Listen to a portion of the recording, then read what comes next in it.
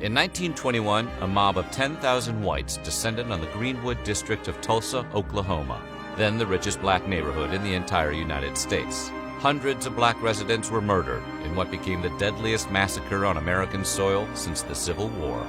The Tulsa Massacre is one of the most tragic and disturbing incidents of racial violence in U.S. history, yet it's rarely mentioned in the history books. Today, we're going to take a look at how a racist mob destroyed America's richest black neighborhood. An early 20th century oil boom drew people to Oklahoma. By 1920, the population of Tulsa was over 100,000 and growing, with many of the new residents being black. Existing racial tensions were escalating, and whites who were concerned about having to let black people into their neighborhoods for the first time didn't exactly roll out the welcome wagon. Instead, they sprang into action, and in August of 1916, the city passed a residential segregation ordinance. The new law, once enacted, prevented blacks from living on any block where 75% of the other residents were white. Black citizens would have to look for a home elsewhere. The black district of Tulsa was called Greenwood. Despite legal segregation, the neighborhood and its population thrived. Greenwood had 2 independent newspapers and was filled with black-owned businesses, including the largest black-owned hotel in the country. Booker T. Washington was so impressed with Greenwood, he called it the Negro Wall Street.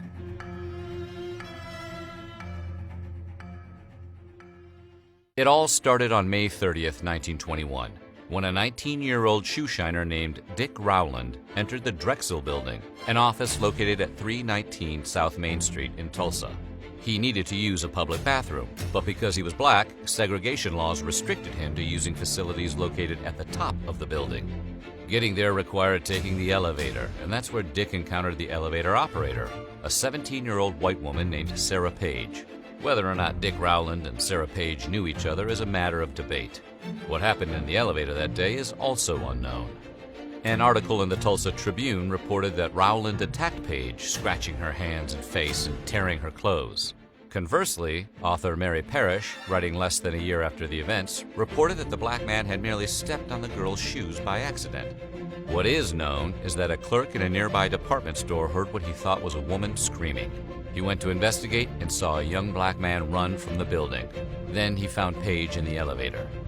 She was said to be in a state of distress, so the clerk concluded she had been attacked and reported as much to the police. The contents of Sarah Page's statements to the police have been lost, but she did decline pressing charges, and no manhunt was conducted.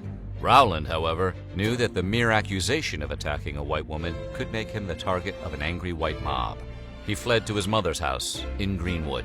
Rowland was located by police and arrested shortly thereafter.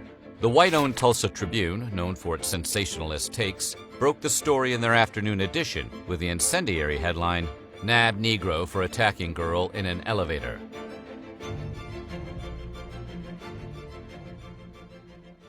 Rumors that Rowland would be lynched spread like wildfire, and by 7:30 p.m. on May 31st, hundreds of white residents had gathered outside the courthouse. Only a year earlier, a small mob lynched a white murder suspect named Roy Belton, and the newly elected local sheriff, Willard M. McCullough, was looking to avoid a similar incident. At approximately 8:30 p.m., 3 white men entered the courthouse and demanded Rowland be handed over to them. McCullough refused and sent the men back out. By 9:30 p.m., the crowd had swelled to thousands. The sheriff was vastly outnumbered. It was about this time that a group of 50 to 60 armed black citizens arrived to support the sheriff. He turned down their offer, but their arrival had prompted many of the white citizens to head home for their own guns. Some even attempted to steal arms from a nearby National Guard armory. At 10 p.m., a second group of armed black citizens arrived to support the sheriff, but were turned away as well. As they were leaving the courthouse, a white man approached a black war veteran, calling him a racial slur, and tried to take his gun. A shot rang out, and then all hell broke loose.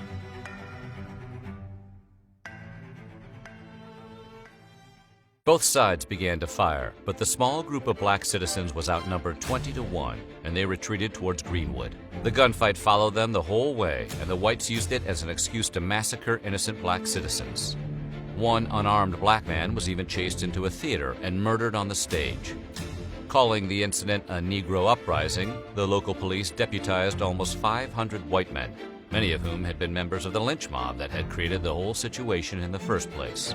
The new deputies were instructed to arm themselves and were then ordered to shoot blacks in the streets. Meanwhile, a white mob headed for Greenwood.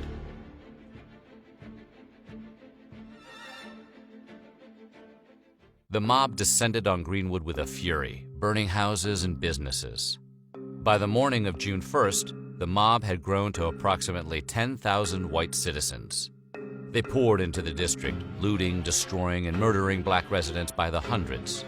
Other armed whites were breaking into black homes and arresting the residents. Any who dared resist would be immediately killed. Buck Colbert Franklin, a Tulsa resident and lawyer, was a witness to the destruction of Greenwood. He recalled hearing something that sounded like hail falling on the roof of his office building. He looked out the window and saw a hotel on fire. It was burning from the top down. Then he noticed a second building, and then a third, then others, all burning from the top down. As he stood and watched, he noticed planes circling overhead, maybe a dozen or more in number. Through a thick cloud of smoke, he could see them drop what he called burning turpentine balls on the tops of various businesses and homes. Immediately, he knew all too well why every burning building first caught from the top. At the same time, other reports hold that white men fired guns from the planes, shooting black residents as they walked along the ground.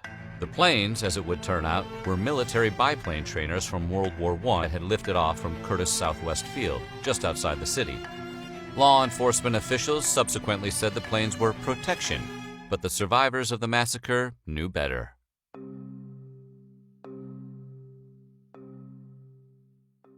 The mob burned everything: hotels, restaurants, grocery stores, doctors' offices, pharmacies, a public library, a dozen churches, and over 1,000 private homes. As Franklin watched, he wondered where Tulsa's splendid fire department was, and considered the possibility the city was in league with the racist mob.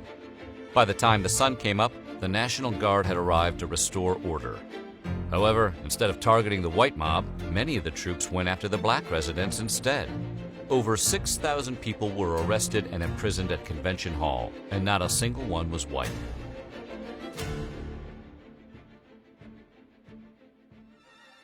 On June 1, 1921, Greenwood was still burning. Thousands of black residents had been imprisoned, hundreds more were dead, and to add insult to injury, the Morning Tulsa Daily World's headline for the day was, "Two Whites Dead in Race Riots."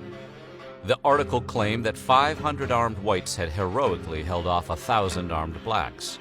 Later in the day, a different headline added fuel to the fire by exclaiming, "Many more whites shot." The black lives that had been lost were completely disregarded by the media, and the stage was set for the grand jury to hang the blame for the whole thing on the people of Greenwood.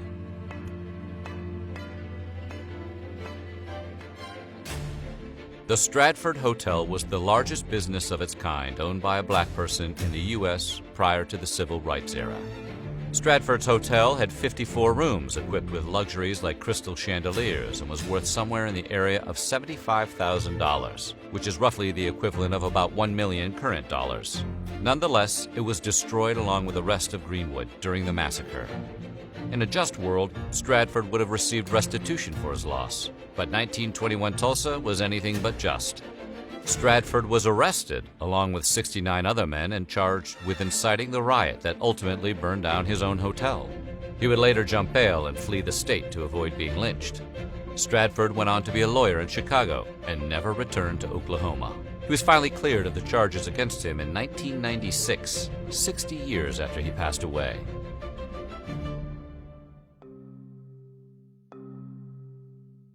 By the time it was all over, the neighborhood once known as the Black Wall Street was uninhabitable. Black businessmen and homeowners were denied relief by the courts, and their insurance companies refused to cover the damage. Dick Rowland was never charged in connection with the incident in the elevator. He eventually left Tulsa and never returned. Looking back, many speculate that the alleged attack on Sarah Page was merely a pretext for Tulsa's white residents to destroy a successful black community they had always hated. The massacre became a celebrated event in some quarters. Postcards commemorating the violence and destruction even circulated among some white collectors. As Paul Gardullo, a curator at the National Museum of African American History and Culture, points out, The truth of the matter has to do with the threat that black power, black economic power, black cultural power, black success posed to individuals and the whole system of white supremacy. In 2001, an investigation held the city partly responsible for the Greenwood Massacre, finding that the police themselves were actively involved in the mob violence. The city of Tulsa was ordered to pay reparations to the survivors of the massacre and their descendants. As of 2020, they have still not been paid.